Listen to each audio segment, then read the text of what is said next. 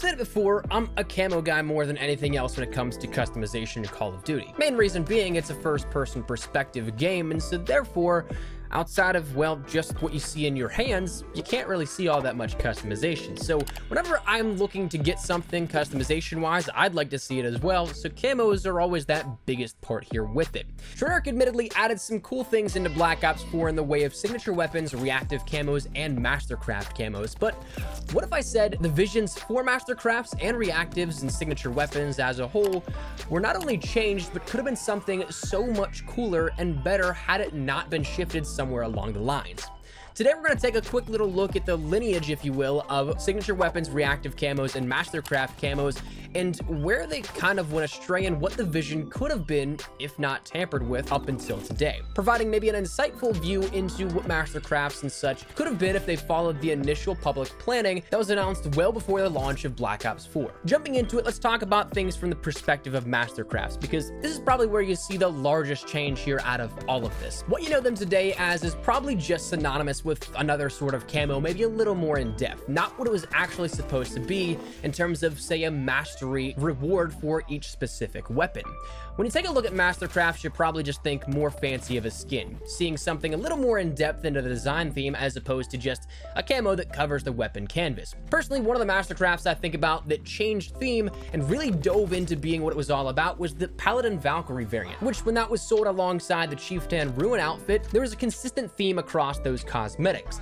Viking gear and a sort of Viking warrior in the design intent. The Mastercraft dove deep into that fully, and even while to this day not every weapon has a Mastercraft, it's interesting to consider that the vision didn't always look to be a sort of just pay-for-use cosmetic. Instead, it was meant to be intended for something else that gave players another level of depth, another level of engagement with the game that allowed for even further areas of the game to grind.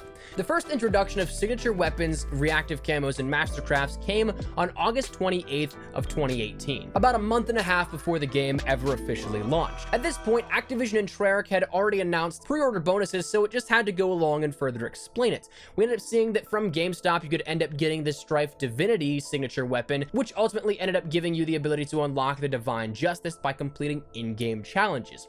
But the press release said for the first time in a Call of Duty game, Black Ops 4 will introduce signature weapons. These are cosmetic variations of the base weapon in Black Ops 4, each with their own challenges and rewards.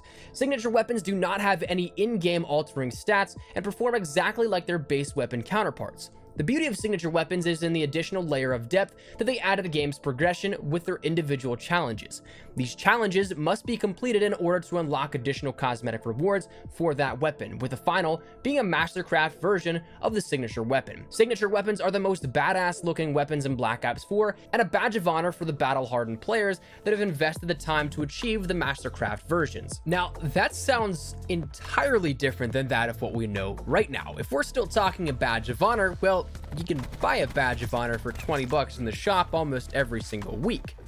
Now, that's pretty crazy to think about because, again, it is entirely different. You can see how many times they referenced just the word challenges in that press release alone. In one paragraph, it's mentioned 3 times. So clearly, whenever this press release came out, it was definitely defined and intended to be something completely different than that of what it is now, where you simply buy the Mastercraft and equip it like any other camo. It's just simply a really cool looking camo that is upcharged a little bit here instead of what it was initially intended to be, and that of another way of progression and earning your stripes within Black Ops 4. Now, curiously enough, there really wasn't all that much change over time from the system that we see now compared to when it initially launched. It was a short window of about a month and a couple of days and change before things started to change up, and then of course progressed a little further into what we know it to be now. But there is some things that still actually gave us a little glance into what it was and what it seemingly was meant to be. At launch of Black Ops 4, there were signature weapons, reactives, and Mastercrafts, but not a whole lot of them, simply because at this point, again, it was all pre-order bonuses. I know that some of the digital items, some of the collector's editions and things like that ended up getting the MX9 signature weapon, in which that came along with the reactive and the Mastercraft as well. The Strife Divinity was one again that came with GameStop, and there was maybe 1 or 2 more out there. But outside of that, well, they were again nothing really different outside of what we saw at the base. Signature weapons didn't offer any stat differences, and they weren't like how we see them now, with an XP bonus per the amount of kill you end up using.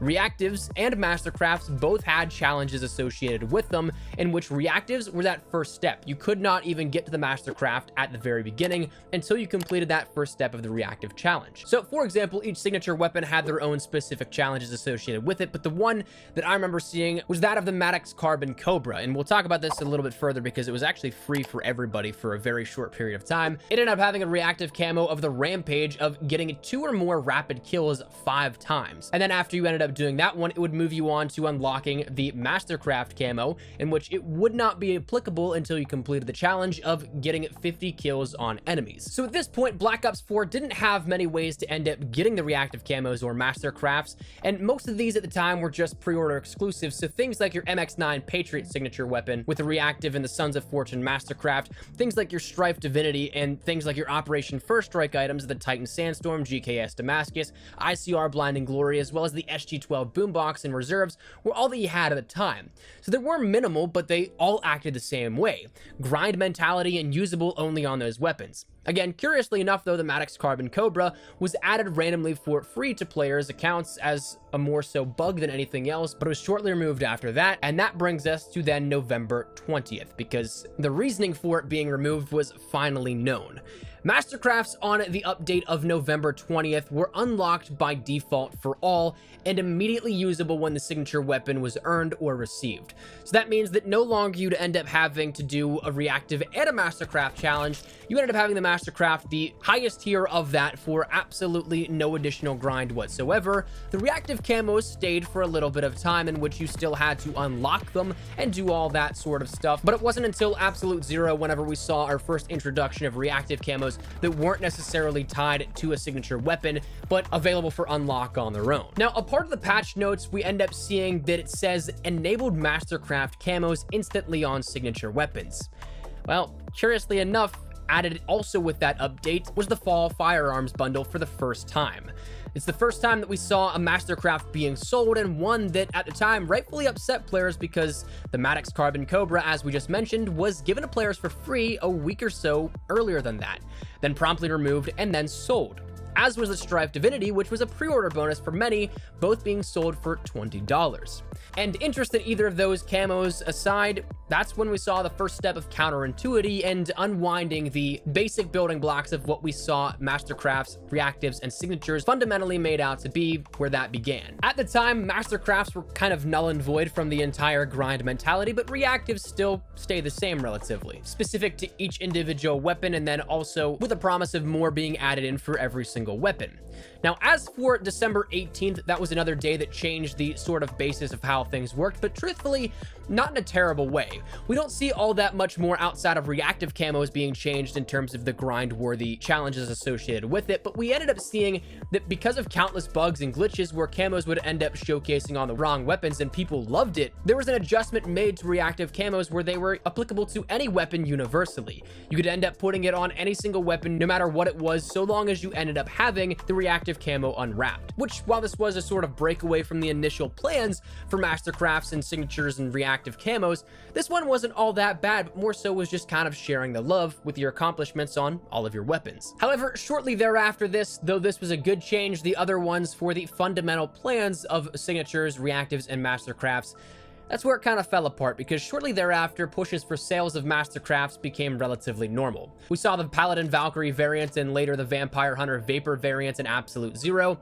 and to this day we've seen plenty more reactives and Mastercrafts sold in the marketplace or as special orders, not even in the tiers anymore at this point, which is a complete 180 from where the vision began, starting as something that was supposed to reward the player for their accomplishments, for their grind in game, and for their organic time put into the game, but instead now it's just all about simply, again, that badge of honor that you can pay $10, $20 for.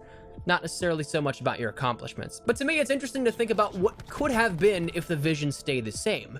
We talk about not having much to grind out in Black Ops 4, and that's primarily in regards to things like there's only dark matter in the Master Prestige grind for MP, Blackout, or Zombies. But when you consider the latter of those two, you don't get anything in return.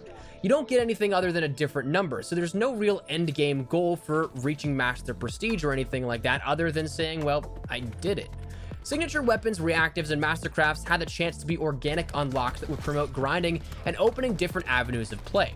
Most of the challenges tasked you again with something that was out of your way or out of your comfort zone, but really wasn't all that hard, but still something of a challenge that pushed you in a way that you might not necessarily consider. Like we talked about, the Maddox Carbon Cobra ended up having the reactive of 2 rapid kills 5 times, and then sort of a mastery challenge on top of that, whereas 50 kills overall on enemies. And when you consider how many reactive camos you now have along with Mastercrafts, imagine having all of those but without paying a single cent getting those, and instead activating a special challenge to earn those, where it's sort of like maybe a World War II contract or a World War II order, where you activate it and you have a certain amount of time to do it, and you can grind out those challenges to get the reactive and Mastercraft camos on those signature weapons. It could have done so much for the game, and to consider that every weapon would have had multiple perhaps as the lifespan went on, that would have been pretty awesome.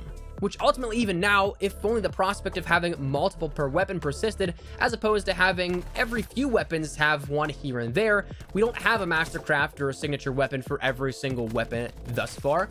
Wouldn't it be cool to see the ones that you have now in the shop as well as those ones that were organic? So say maybe 2 for every weapon, where you have one that you could pay for, but you also have one that is something you organically end up grinding out. Sort of the best of both worlds in the sense of marketing a game. To me, I think it's kind of crazy to see that this was the original plan, something that truly rewarded the player and gave them a lot of customization based off of their in-game merits, in-game quests, if you will, or side tasks that had some cool outcomes. But instead, it completely 180'd, and as with a lot of Black Ops 4, kind of became microtransaction heavy and focused simply on the dollar signs, not necessarily rewarding the player. So while this video is sort of just kind of a retrospective look at where signature weapons, reactive camos, and Mastercrafts came from, it is, in a sense, a little bit upsetting that it never stuck to that. What could have been something so much more consumer friendly and so much better for the player, instead it got a little bit tarnished and changed along the way. So that said, that's where we're going to wrap it up. Let me know your thoughts down there in the comment section down below. Would you guys have preferred the signature, reactive, and Mastercraft system that we had beforehand, or that was planned to be before the release of Black Ops 4? Or do you like where we're at now, or maybe a little bit of a combination of both? Again, where maybe we have one of each, a paid signature, reactive, and Mastercraft, but also something you can grind out organically. Whatever it is, feel free to let me know your thoughts in the comments down below, but hopefully you enjoyed the video. If you did, make sure you drop a like down below, and of course, if you are new to the channel, make sure you guys subscribe so you don't miss a single thing regarding all things Black Ops 4, MP, Blackout, Zombies. We got you covered the best of updates, news, information, tips, tricks, all that good stuff. So if any of that interests you, hit that subscribe button so you don't miss a single thing. If you guys also want to follow me over on Twitter and Instagram, there's the best place to get connected from outside of YouTube. I can live on both those. So if you guys want to share a conversation, ask me a question, whatever it may be, that link is down there in the description below. But all that said and out of the way, thank you guys all so much for watching. Monetized Espresso. I'll see you guys later. Take care and peace.